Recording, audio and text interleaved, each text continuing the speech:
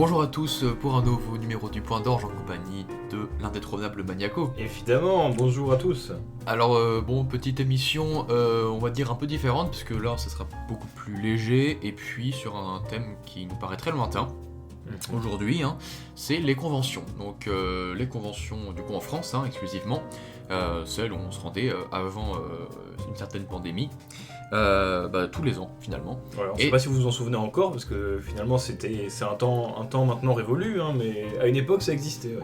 Voilà, et donc on a eu envie de faire, on va dire de lister ce qui nous plaît un peu moins, et puis de faire un petit état des lieux des conventions en France, sachant qu'on en a fait beaucoup finalement, enfin nous on en faisait pas mal. Donc voilà, ça me paraît intéressant de remettre tout ça en perspective. En tout cas, on a une bière aujourd'hui qui est bon là pour le coup, excusez-nous, c'est vrai qu'il y a un petit déficit budgétaire en ce moment parce que il y a beaucoup de sorties manga. Qui dit sujet un peu plus léger que d'habitude, dit peut-être bière un peu plus légère aussi, enfin un peu moins haut niveau gamme. Le magnifique Grimbergen rouge, mais attention en canette. Ouais.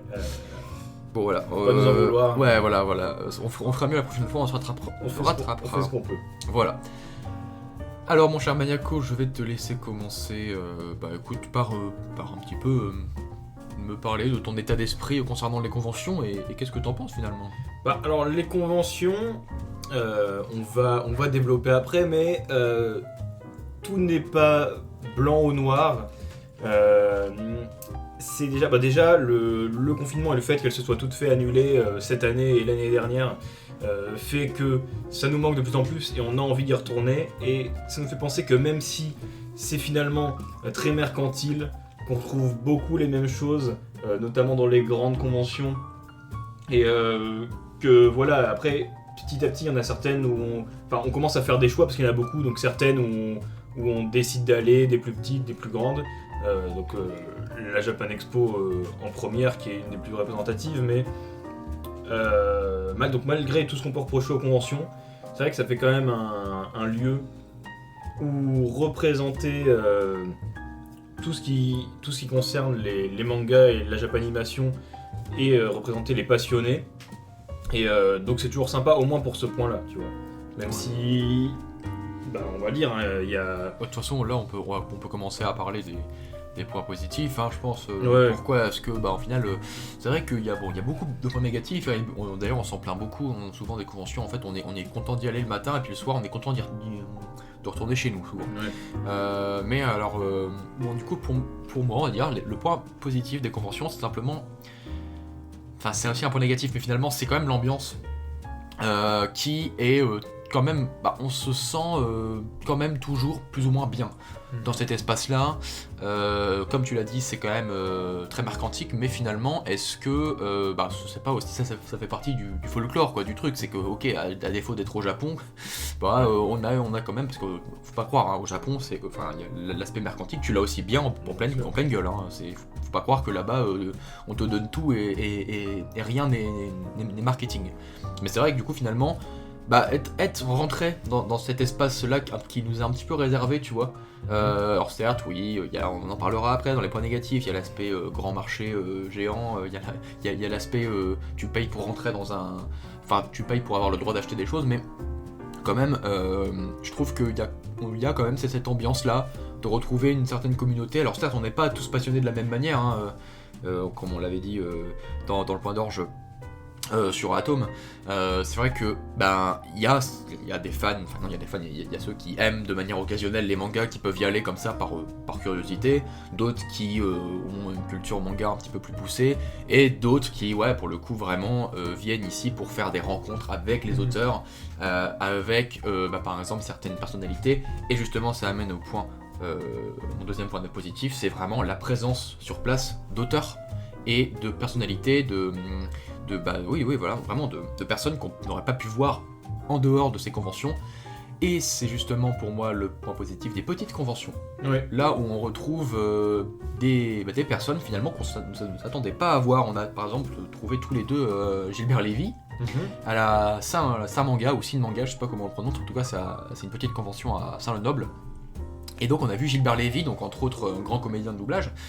Et bah c'était super sympa au final. Et on a aussi croisé des personnalités comme Ganesh 2, bon c'est à moindre mesure, mais on a quand même pu acheter son manga et parler un petit peu avec lui de manière beaucoup plus posée, plus calme, c'est moins rush, c'est moins fast, tu vois, que dans les grandes conventions. Et donc moi c'est pour ça que les petites conventions, finalement bah, c'est aussi les plus intéressantes souvent.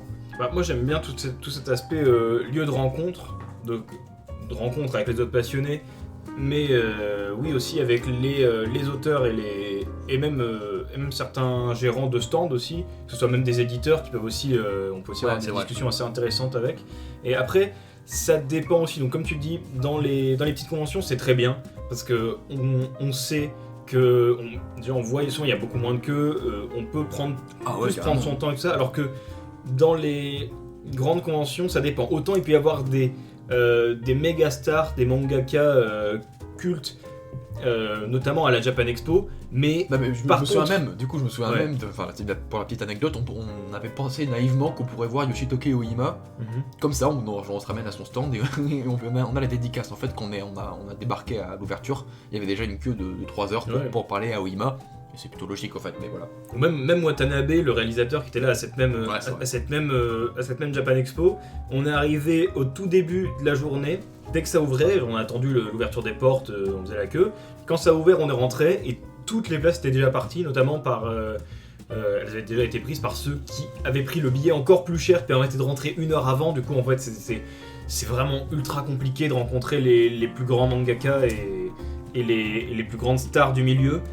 Mais à côté de ça, on a quand même souvent on peut avoir de très bonnes surprises, typiquement Renaud Lemaire qui fait beaucoup de conventions, l'auteur de Dreamland, et qui lui prend le temps à chaque fois de discuter un petit peu, de faire un dessin personnalisé. Finalement, il devient quand même de plus en plus célèbre. Oui. Finalement, alors que moi, je me souviens, il y a peut-être 4-5 ans, c'était beaucoup plus facile d'avoir Renaud Lemaire, et on avait fait peut-être 25 minutes de queue pour lui parler et pour avoir notre dédicace. Alors que la dernière fois, moi j'ai pas pu la voir, je sais plus toi.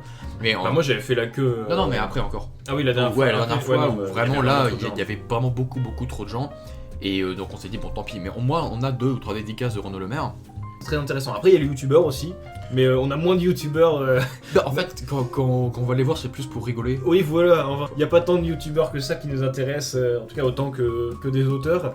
Mais après on a Ganesh 2 qui était un auteur en même temps qu'être un youtubeur, et là c'était intéressant. Mais je veux dire voilà, on peut aller faire si vous voulez, vous pouvez aller avoir une dédicace de Tifano, mais voilà, l'aspect rencontre de youtubeurs, ça on le connaît moins parce que c'est pas un milieu qui nous intéresse plus que ça, en tout cas comparé aux auteurs. Voilà, et puis aussi moi un petit point positif quand même, c'est la diversité des stands dans l'entièreté de la grosse convention. C'est qu'il y a quand même beaucoup de stands d'auteurs indépendants et d'artistes indés qui sont vachement intéressants. On prend moins le temps de les regarder parce que forcément c'est vrai que ça demande quand même beaucoup plus de... Enfin, il faut avoir un budget assez important pour pouvoir s'intéresser et acheter leur création, parce que c'est vrai que quand on va en convention, la plupart des gens ont un petit budget pour se cantonner justement à la figurine qu'ils veulent acheter ou quelques tomes qu'ils veulent prendre, tu vois.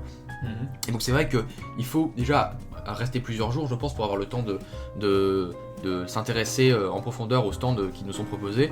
Mais c'est vrai qu'il y en a beaucoup, en fait on passe devant, on fait « Ah c'est très beau », et c'est vrai que c'est très beau, mais... quand même assez onéreux, et finalement nous on n'a pas un budget assez important pour pouvoir vraiment acheter quoi. Et du coup c'est vrai que c'est quand même on a une chance d'avoir une bonne diversité de stands. On parle pas des stands de figurines qui sont quasi tous les mêmes. Oui, non mais on parlera dans les points négatifs et dans les trucs après. Mais je veux dire, on a quand même une diversité de stands. Tu sais que si t'es intéressé par les créations indées, oniriques, heroic fantasy, tu peux aller dans les stands qui en proposent. Si t'es intéressé par les créations de badges, tu peux aller dans les stands qui en proposent. Si t'es intéressé par la peinture, tu peux les créateurs de statues par exemple, tout ce qui est oniri, tout ça par exemple, qui ont leur stand. C'est vrai que ça permet. On peut voir des tsumé, enfin des trucs que tu vois jamais hors des conventions. Donc pour la plupart il faut les chercher parce qu'il y a quand même une majorité de stands qui se ressemblent, on en parlera, mais c'est vrai qu'on peut quand même trouver beaucoup de choses. Et c'est surtout intéressant je pense pour les stands de figurines, mais qui vont plus loin que les One Piece, Dragon Ball, les stands où vraiment t'as l'impression de voir, où tu vois des figurines que tu pourrais voir que au Japon quand tu te balades dans les rues d'Akiba. Il y a vraiment des stands où ils proposent, d'ailleurs c'est les stands les plus hauts, où les boîtes de figurines s'empilent très haut. C'est pas chez Biakabara, ça on se bat les couilles. Vraiment, je veux dire, ça ne s'intéresse pas du tout les One Piece et les Dragon Ball quoi. Mais c'est vrai qu'il y a certains stands où ils proposent vraiment des figurines très rares, très très rares. Mais vraiment, hein. Ah, tu les vois nulle part à part là, dans ces stands-là précisément. Ouais, par une fois exemple, par an. je me souviens qu'il y a d'un stand qui proposait par exemple dans la vitrine beaucoup de figurines dans le Danganronpa très rares, tu vois, comme la Celestia, même des figurines High School Didi qui sont extra chères. Bon, certes, c'est cher, hein, d'ailleurs sur le stand c'est cher, mais c'est pas non plus démesuré, sauf cas exceptionnel. Mais quand même, il y a ces stands-là qui sont intéressants, d'ailleurs on y reste longtemps. Bah on fait que regarder finalement parce que c'est vrai qu'encore une fois on n'a pas un budget faramineux, mais bon voilà, c'est vrai qu'il faut trouver le stand de figurines qui t'intéresse. Il y a même des fois des bonnes occasions avec des figurines d'occasion du coup dans les bacs parfois, un peu esprit au Japon pareil, hein, sous sachet. Mais voilà, c'est vrai que il faut chercher après les stands de manga, honnêtement ils sont quasiment tous pareils. Ouais. Là pour le coup oui, puis on a les stands d'éditeurs oui, voilà, qui proposent du coup exclusivement pour aller voir ce que t'as proposent. Après il y en a un peu plus qui proposent plus de l'occasion, enfin ça dépend, il y en a qui vraiment se diversifient sur plein d'éditeurs, mais c'est vrai que globalement les mangas ça reste les mêmes mangas que tu trouves dans ta librairie, donc c'est pas non plus le meilleur plan de les prendre même en convention, voire moins, même voire oui voilà, ça change pas grand chose. Par contre, ce qu'il y a de cool, c'est quand même le stand qui nous plaît, c'est le stand du distributeur d'Ibex et Blackbox, Oui, qui eux font quand même des coffrets qui sont parfois très rares, par exemple, et assez dur à trouver. Par exemple, toi t'as un coffret Gurren Lagann qui est à mon avis difficilement trouvable de nos jours. Et puis pareil, il y avait par exemple le coffret. Il y avait le coffret Hellsing Ultimate le jour de sa sortie quoi, à la Japan Expo. Et bon, il est toujours facilement trouvable, mais je veux dire, c'est quand même cool d'avoir un stand avec autant de coffrets disponibles, avec des bonnes séries quand même, souvent. Bon, il y a quand même beaucoup de bouse, mais il y a quand même des fois des bonnes séries, et avec un prix très très abordable et moins cher du coup que au Furet, à la Fnac, ou là où on achète en grande distribution quoi. Oui, c'est ça, parce que vu que c'est le stand d'Ibex, et forcément ils proposent leurs produits. Et du coup, on a par exemple les éditions Gold à 10€, qui est donc le prix pour lesquels on peut les acheter sur internet, sur le site de Anime Store. Mais par contre, c'est quasiment, je pense, le seul endroit où on peut les acheter en physique à ce prix-là, parce que bien sûr, on peut les retrouver, comme tu dis, à la Fnac, mais ils sont à 15€, enfin en tout cas, ils sont encore un peu plus chers, et donc je trouve que c'est le meilleur plan, ça, par exemple, pour les acheter en physique, parce que internet est toujours là, mais c'est rare que je passe une convention sans acheter au moins un DVD, surtout qu'il y a énormément de choix, hein, au niveau des séries. Franchement, ils ont beaucoup de licences. Il y a du très random et vraiment du classique, donc c'est vrai que ce stand de DVD est vraiment intéressant. Et il y a moyen de faire des trouvailles, hein, en plus. Hein. Ouais, des petits DVD comme ça, des coffrets qui se perdent, tu sais, ils distribuent ça aussi. Ah ouais, bon bah cool, vas-y, j'ai le compte. Il y en a certains qui partent vite, hein. Je pense que j'ai mis pendant plusieurs conventions, je cherchais le coffret des OAV Jojo de Stardust Crusaders, tu vois. Et à chaque fois, il disait ah non, en fait tout est déjà parti et tout, donc en plus il faut. Il y a des trucs, bon, alors que, encore une fois, sur internet ça se trouve, mais voilà, si vous cherchez des DVD, des séries en particulier, vous pouvez les trouver sur ce stand-là pour pas cher, et niveau rapport qualité-prix, c'est parmi ce qu'il y a de mieux. Voilà, donc après avoir parlé du coup de la présence des auteurs, des invités, hein, d'ailleurs c'est ce qui nous intéresse le plus, c'est ce qu'on va voir tout de suite, hein, c'est qui est invité dans la convention où on va. D'ailleurs, il y a on peut noter la présence de beaucoup de comédiens de doublage, c'est très bien, c'est très cool, aussi, ouais. Comédiens français. Et donc après avoir parlé des invités, après avoir parlé des stands, j'aimerais bien aussi qu'on parle, enfin moi en tout cas c'est un point positif, c'est la présence de cosplay quand même dans ces conventions, et j'aime bien le cosplay, mes proches en font beaucoup, et le truc c'est que il y a des cosplays franchement qui sont absolument incroyables, et vraiment on est soufflé, par exemple quand il y a un gros cosplay, quoi, c'est vraiment un bon événement, et c'est toujours une source encore d'émerveillement pour moi, parce que franchement je me demande comment est-ce qu'ils ont pu, le temps qu'ils ont pris, comment est-ce qu'ils ont pu faire un tel costume, quoi, tu vois. C'est très agréable de se balader dans les rues de la convention et de reconnaître certains cosplays. Il y en a certains, c'est vraiment du très classique, donc on les voit, on se dit c'est sympa. Il y en a qui se baladent en cosplay juste pour le plaisir. Même pas, ils l'ont pas forcément fait eux-mêmes, juste ils en ont acheté un, ils le mettent, mais tu sens qu'ils sont contents de le mettre, et comme ça ils montrent de façon ostentatoire qu'ils font partie de cette communauté. Voilà. Et je trouve que c'est très sympa, et comme ça fait encore une marque d'appartenance.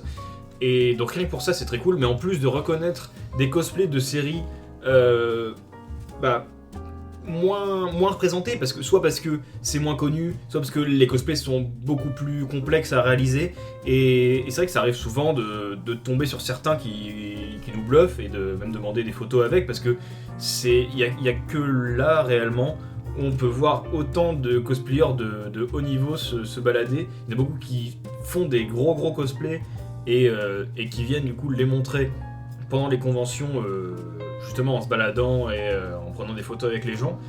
Et c'est vrai que c'est un point qui est vraiment très cool, parce que en plus pareil, eux ils sont dans la plupart, enfin les gros cosplayers sont souvent de la scène, mais on peut aussi parler et discuter des œuvres et de comment ils ont fait leur cosplay la plupart du temps, et c'est vrai que c'est très cool. Et puis ça rentre dans l'ambiance, tu vois, dans tout ça, Oui, positif voilà. de l'ambiance de la convention, C'est ça. de la passion pour le manga, l'animation. Et ouais, le cosplay fait entièrement partie de l'esprit convention. Ouais, voilà, c'est vraiment, enfin, c'est le folklore, quoi. C'est vraiment agréable. Et puis aussi dernière chose, après je sais pas si tu auras un autre point à dire, ça, bah, comme on en avait parlé, ça participe au rayonnement finalement de cette culture manga japanimation, toute si mainstream soit-elle, enfin tout esprit mainstream véhiculé par la convention. C'est vrai que bon là. On va pas, c'est pas non plus, bon, on va en parler dans les points négatifs, hein, mais le public présent dans ces conventions, ça se tire pas souvent très vers le haut, en tout cas pour la majorité. Mais en tout cas, c'est vrai que ça participe au rayonnement, on en parle aux informations, on en parle à la radio, on voit qu'il y a des grosses masses de personnes qui se déplacent, on en voit dans le métro des gens en cosplay. Hein, Ouais, c'est ça. c'est souvent les parents qui font « Ah, j'ai vu machin Cosplay, en costume, machin, déguisement, voilà, ouais. en déguisement ». Voilà, bah ça c'est aussi, ça permet de faire vivre tout cet esprit et la présence de cette communauté dans l'esprit, dans l'imaginaire collectif. Et c'est aussi un bon point, quoi. Ah, c'est ça, du coup le grand public prend conscience quand il entend parler de ce genre d'événement que c'est quelque chose qui existe. Et c'est vrai que quand du coup on dit qu'on fait partie de cette communauté, qu'on est fan de manga, ça a l'air déjà moins marginal qu'il y a une dizaine d'années où tu vois, tout ça c'était beaucoup moins connu, même s'il y avait déjà des conventions, c'était quand même un phénomène beaucoup moins global. Oui. Et après, sinon, si je peux rajouter encore un dernier point positif que je vois aux conventions, c'est aussi les animations. Parce que les conventions, Ah oui, non, t'as raison, c'est il y vrai. a aussi des scènes, une scène pour les plus petites la plupart du temps, et après plusieurs scènes pour les plus grandes. Et on peut avoir beaucoup de très bonnes surprises. Bon, des fois, c'est des animations pour meubler un peu le temps sur la scène, que ce soit des parties de jeux vidéo. des parties de jeux vidéo, mais des fois, on a vraiment des rencontres, des interviews, des questions et des séances de questions-réponses avec des artistes ou. Là, tu penses à Kodaka, par Oui, exemple. par exemple, le créateur de Danganronpa, on avait eu la chance d'arriver, la salle était pleine,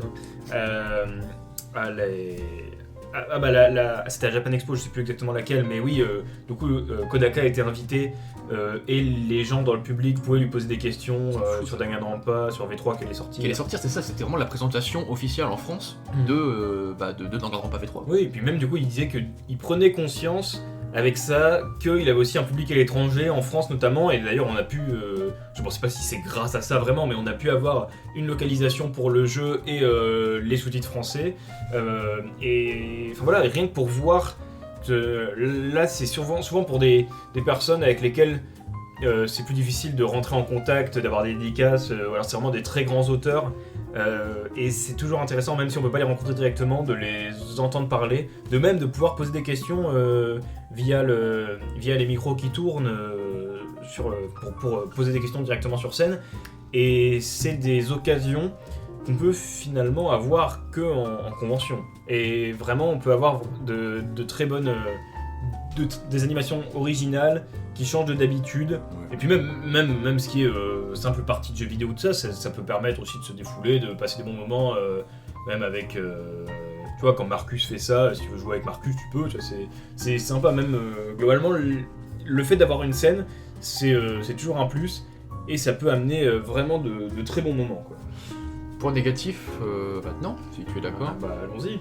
Bon, alors moi, je vais commencer justement par un truc qui est en demi-teinte, parce que c'est pas vraiment un point négatif, c'est quand même et pourtant je suis pas souvent fatigué, hein, mais par contre vraiment après une convention on est lessivé, mais lessivé, il y a énormément de monde, souvent dans les plus grandes, hein, alors dans les plus petites comme la Cinemanga, par exemple on était allé à des toutes petites conventions dans des églises ou dans des genres de petits gymnases et tout, pour ça va, mais vraiment pour les plus grandes, vraiment ça, il faut être solide, parce que franchement, pour peu que t'aies mal dormi la veille, t'es détruit quoi. Mais du coup, moi je me dis, bon, ça fait partie justement de tout ce folklore, ça fait partie du voyage finalement, tu vois. Comme nous on habite à Lille, quand on va à Paris, on prend le bus de 2 heures, après on a le métro, le TER, machin et trucs, pour arriver à Villepinte par exemple pour la Japan Expo, ou pour arriver, je sais plus, pour Paris Manga. Mais du coup voilà, ça fait partie du truc quoi. Mais c'est vrai que comme j'ai dit, t'es content de retourner vers 18h30, 19h, t'es content de reprendre ton bus pour partir quoi. Ah oui c'est ça, ta journée de convention, on va dire que tu l'as senti passer. Toi t'es content de l'avoir faite, t'as tes souvenirs qui sont là, t'as tes achats, t'as tout ce que tu veux, mais c'est vraiment fatigant. Et c'est en même temps parce que du coup on doit beaucoup marcher, hein, t'es un peu tout le temps en mouvement, à part quand tu t'arrêtes du coup pour parler à quelqu'un, si jamais t'as une rencontre avec un auteur ou tu fais la queue. Bruit quoi. Ouais mais c'est ça, tu bouges beaucoup, il y a beaucoup de bruit, beaucoup de monde réuni au même endroit. Et c'est vrai, bon du coup c'est vraiment ces journées-là, ces journées-là qui sortent de l'ordinaire. Et oui, je me souviens même de la Medinasia où il y avait des bouchons dans les allées, où vraiment tu t'étais arrêté 3 minutes parce que il y avait la sécurité qui devait désengorger. c'est vrai. Vraiment c'était, je te dis bon d'accord là c'est vraiment, c'est trop petit pour accueillir autant de gens quoi, tu vois. Voilà. Autre chose, je voulais dire le prix. Alors le prix de l'entrée. Faut le dire. Alors maintenant, je vais pas parler du prix de la bouffe en convention, parce que c'est évident, en fait, dans n'importe quel spectacle, dans n'importe quel événement, oui, au concert c'est cher, la bouffe est chère, dans un match de foot la bouffe est chère, dans la convention c'est pareil, et puis les stands de fruits secs et les stands de nouilles japonaises, oui c'est hors de prix, mais bon, en même temps, si t'y vas, c'est que tu le sais quoi. Ouais, voilà, tu prévois. Voilà. Alors peut-être que tu te fais avoir une fois, mais après c'est bon, tu connais. Ou alors t'aimes bien payer ton bol de ramen à 7€ quoi, mais autrement c'est tout. Mais du coup non, ce que je voulais te parler c'est surtout le prix, puis même les figurines franchement ça va, c'est pas abusé, les coffrets gold sont pas abusés, les mangas sont au même prix éditeur, bon voilà.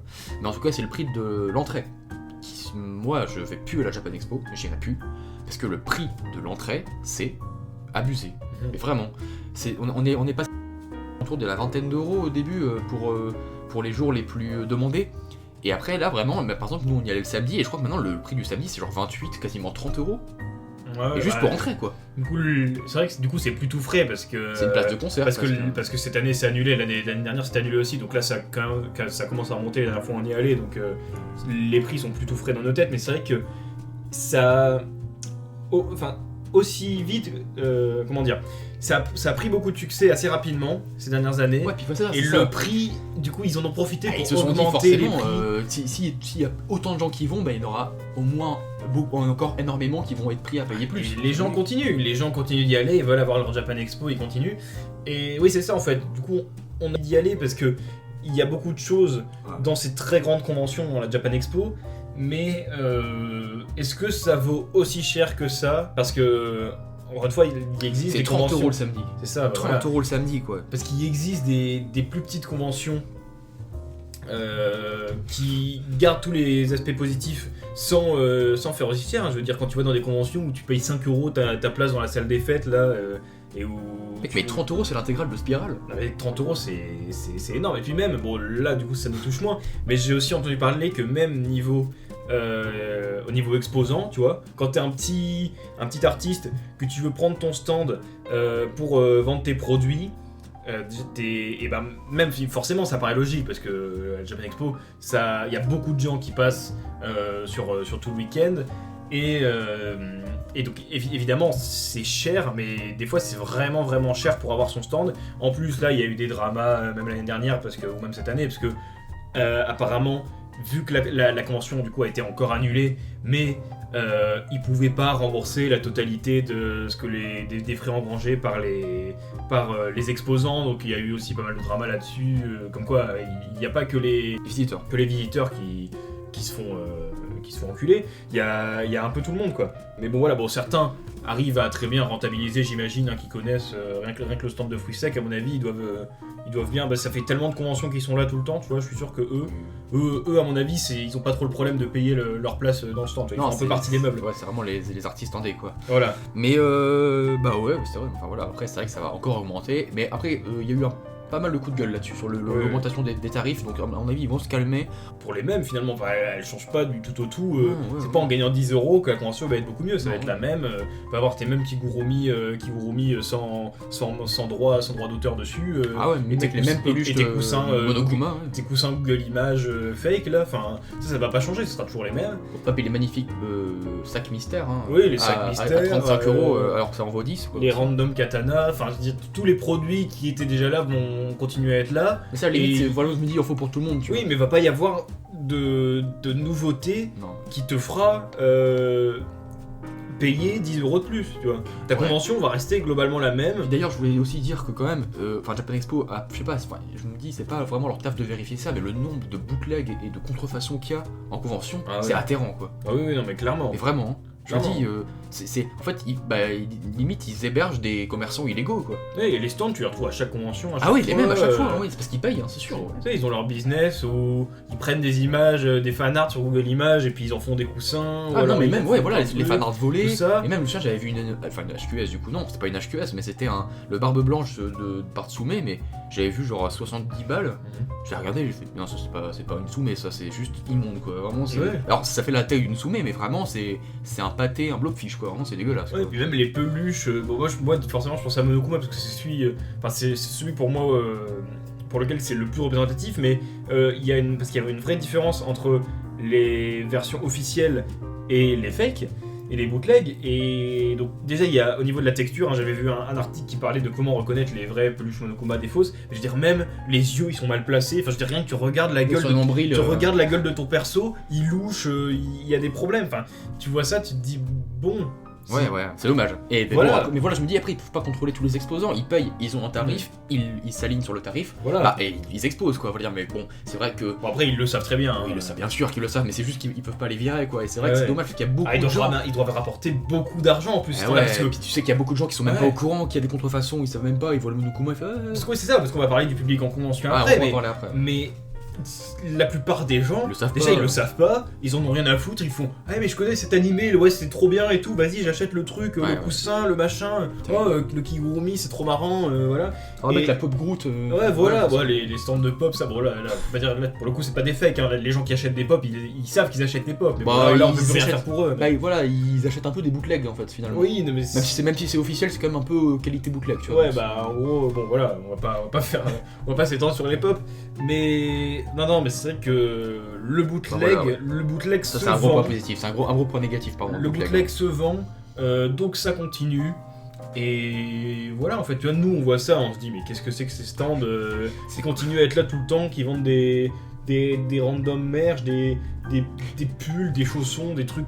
Ça se voit que c'est pas de la bonne qualité, mais les gens aiment, les gens réfléchissent pas, les gens achètent, donc forcément ça continue. Mais il y a quand même des très bons stands qui proposent, si on fouille un petit peu, qui proposent des fois des objets assez rares. Et que ce soit des vieilles figurines vintage ou des tomes de manga assez recherchés, c'est possible encore d'en trouver, tu vois. Moi j'aime beaucoup tout ce qui est les posters, les badges, tu vois, les artistes, ça on en parlait dans le positif, tu vois, ça c'est tous ces trucs que tu peux trouver qu'ici, parce que finalement... Et dont t'apprends l'existence qu'en convention. C'est ça, mais c'est les gens qui les font, tu vois, tu peux leur parler, comment ils ont fait, j'aime bien... et dont tu prends la carte de visite, ton style, voilà, tout ça. Alors que non, là tu vas demander aux gens, t'as peluche Monokuma, bon déjà, souvent ils parlent pas français, donc ils peuvent même pas te répondre, mais ils savent juste te dire 30 €, tu vois, ils ont appris à te le dire, mais voilà, quoi, c'est pour ça que les stands, ça peut être autant un point positif qu'un vrai point négatif, parce que surtout ce qui est chiant, ils en ont rien à battre, quoi, les vendeurs. Et puis ces stands là, c'est les plus gros, ceux que tu vois le plus. Ils sont énormes, ils sont au centre et c'est des pompes afriques. Ouais, t'as pas besoin de les chercher. Si tu veux trouver tes petits stands de badge et tout ça, là, tu vois, tu fais les allées pour essayer de trouver des trucs dans ce genre-là. Après, c'est logique, là, mec, on est en train d'analyser une logique marchande implacable, quoi. Bien sûr, mais je veux dire, c'est pour ça que les conventions, de plus en plus, les grandes conventions, ça nous saoule parce que ça continue. Bah, on est très grosse. Et c'est pas, oui, et c'est pas prêt de s'arrêter. Hein, ça va encore continuer. Voilà. Petite chose aussi que je voulais rajouter en point négatif, parce qu'on a bien parlé sur le prix et les exposants bootleg. On a quand même la présence de Friogs et de Fury qui sont à déplorer. Voilà. On va pas parler trop longtemps là-dessus parce que voilà. Vous êtes vous-même un Frioger ou un Fury. Bah désolé, mais arrêtez quoi. Faut être normaux au bout d'un moment. Voilà, c'est gratuit.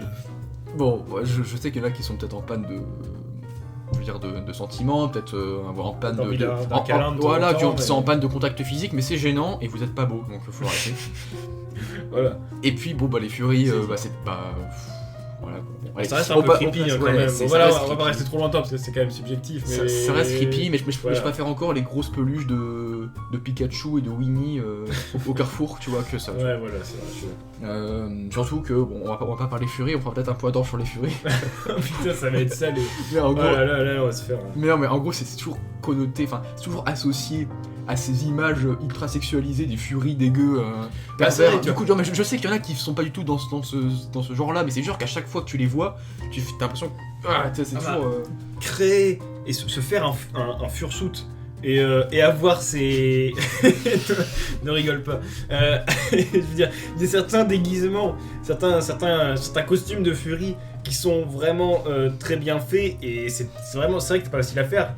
Et franchement, il faut être passionné pour les créer. Mais désolé, parce que vous savez qu'en allant en convention comme ça, vous allez être associé à tout ce mouvement Fury connoté négativement, et donc forcément aussi bien taffé que puisse être votre fursuit, et ben voilà, vous serez toujours associé à ces Fury à ces gros déviants quoi. Voilà, ces Fury R34 qu'on voit sur internet. Voilà. Enfin bref, voilà. Eux, ils sont là, ils sont indécrottables, hein, pareil, ils font partie des murs. Ouais, c'est ça. Mais voilà, qu'il n'y en ait pas un qui vienne me faire un Frihug, ou ça va se passer. Oui, non, là, par contre, ouais. Mais voilà, bon, bref, en tout cas, on a parlé de ça. Maintenant, j'aimerais bien parler du coup du public. Convention pour terminer. Gros point. Alors, j'avoue que je suis content, tu vois, d'être en convention, mais j'ai l'impression que tout de même qu'il y a un gros décalage, en fait, entre la passion qu'on vit pour les mangas et la leur en fait. Parce que eux, on sait bien, enfin, chacun n'a pas le même désir, la même curiosité d'aller approfondir sa passion pour les mangas. Mais en gros, c'est vrai qu'il y en a beaucoup, c'est d'ailleurs on le voit à l'offre, que ce soit pour les mangas, pour les figurines, qui est mise en avant en convention, bah ça reste des licences et des œuvres ultra classiques, ultra mainstream, et c'est évident parce que ça se vend, donc oui, on ne demande pas aux exposants, même à Japan Expo ou n'importe quoi, ou à Paris Manga, de forcément mettre en avant les éditions Iemacho, les éditions Nabam, ou je sais pas, ou Cornelius, ou quoi que ce soit.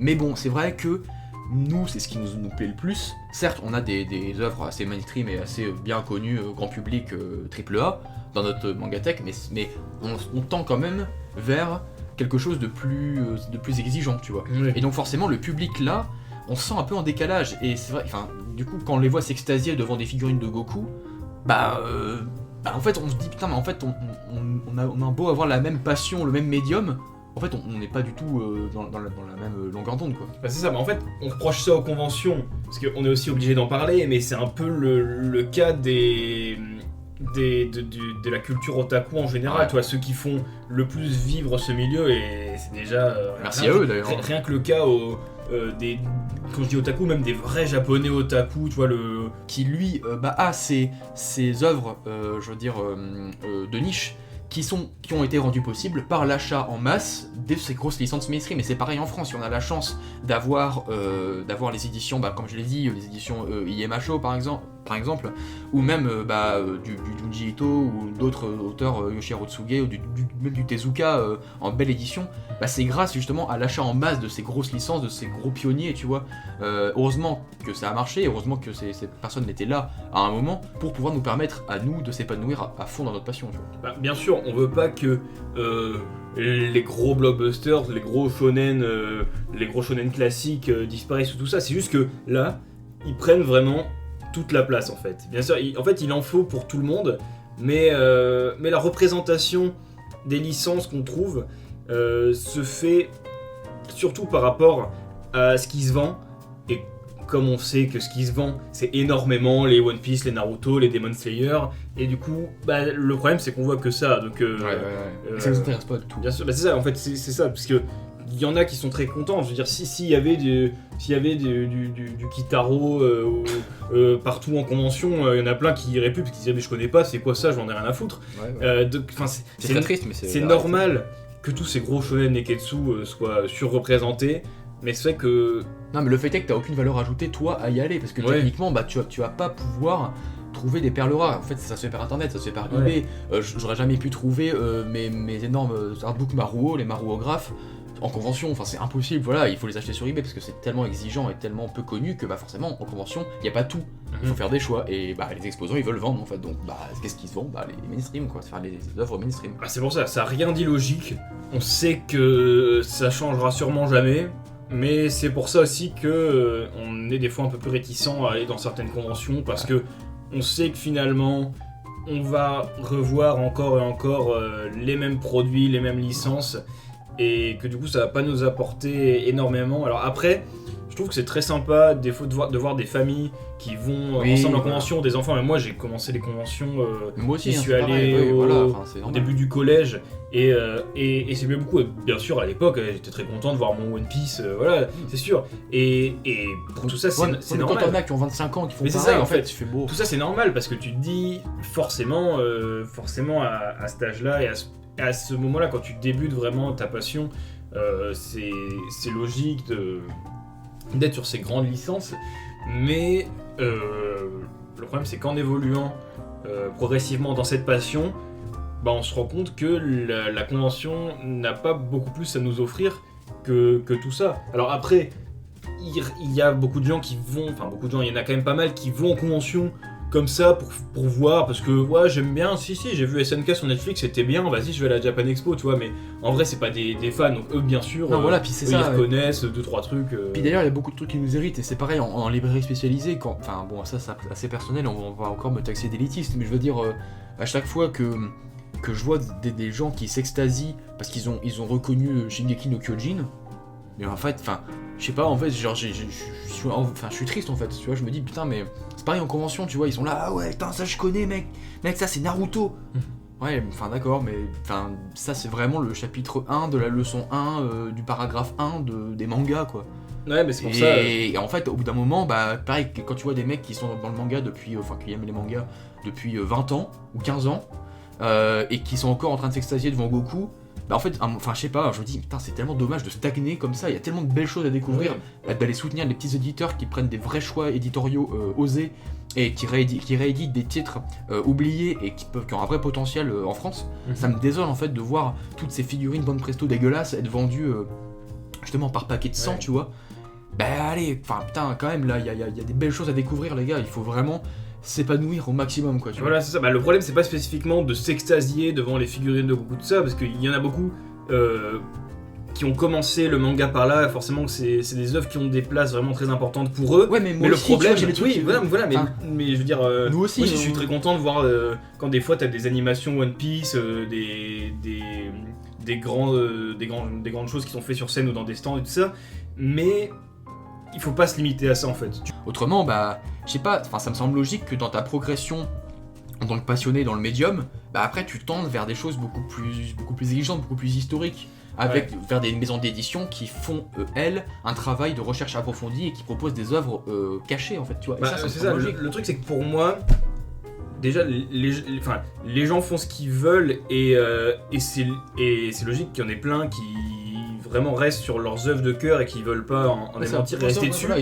en fait, ils ont pas envie de s'ouvrir aussi. C'est ça, mais tu vois, mais ça, en fait, c'est pas dérangeant. Le truc, c'est que juste en convention, il y a que ça. Ouais, c'est ça. C'est ça en fait. Parce que le fait que ces gens-là existent, c'est très bien. S'ils kiffent leur passion de cette façon-là, c'est très cool. Eux, ils doivent adorer quand ils vont à leur Japan Expo une fois par an et tout. Mais pour nous, du coup, ça fait quelque chose qui nous donne moins envie de se rendre en convention des fois, parce que justement on se dit est-ce que on a notre place, voilà. Non, mais quand tout le monde est... Est-ce que j'ai vraiment quelque chose à en tirer, tu vois, autrement je vais en librairie spécialisée où il y a une personne en boutique, et là j'y suis bien parce que je parle avec quelqu'un qui s'y connaît vraiment, tu vois. Mais quand j'ai parlé au mec qui est devant la peluche et qui te parle en taïwanais, bah en fait je me dis mais en fait enfin Ouais. je sais pas, c'est un peu désincarné À quoi. quoi ça a servi de venir ici c'est pour ça quoi. Voilà, c'est ça. Et puis, donc il y a soit ça, soit des mecs qui pensent tout connaître sur tout et qui viennent il y a aussi ça en librairie, hein, qui viennent C'est vrai. qui viennent t'expliquer des trucs d'un ton pédant alors que tu sais très bien depuis des années. Mais du coup, bah ça, il y a aussi, et bah du coup, ce décalage-là, il s'exprime aussi par ces gens-là qui se pensent tellement au-dessus de la mêlée, qui sont là et qui t'expliquent en fait, tu vois, Shigeru Mizuki et Tezuka, ils sont très connus, tu vois. En fait, bah oui. Mais... En fait, on peut résumer tout ça en disant que finalement les conventions, c'est un microcosme qui résume toute cette passion, toute la communauté manga animé. Et du coup, c'est plein de choses qu'on peut pas réellement reprocher spécifiquement aux conventions. Finalement, là, on parle de conventions, mais finalement, on parle de toute notre passion à travers ce sujet. Mais voilà, le fait est que parmi tous les gens qui sont passionnés des mêmes choses que nous. Mais c'est comme ça pour de tout dans le différents. cinéma aussi. C'est ça en fait, donc forcément tout n'est pas à mettre sur le dos des conventions, mais voilà, en fait, le fait que ce soit là où se rassemblent... Qu'il y ait l'échantillon parfait en fait, de c'est ça, en fait. représentation, tu vois. Il y a autant de grands connaisseurs que les éditeurs, que des stands de passionnés, que des stands qui sont vraiment là pour vendre leur merch, donc les auteurs... plein de gens, même des gens d'internet que du coup tu peux rencontrer en convention, tu vois, c'est vraiment un lieu très intéressant pour tout ça. Mais voilà, le fait est que tout ce qui est plus ou moins négatif dans cette passion se retrouve aussi là-bas. Voilà, bah, et c'est finalement pour ça que on peut des fois avoir envie de ne pas continuer à aller dans certaines conventions parce que c'est vraiment, ça nous ressemble plus. Ouais, c'est ça, voilà, on se retrouve plus là-dedans en fait. Voilà. Bah écoute, très beau, pour le mot de la fin, c'est parfait. En tout cas, on vous remercie pour votre attention et on se redit à bientôt pour un nouveau Point d'Orge en compagnie de Maniaco Shanani. Salut! A plus tout le monde, salut!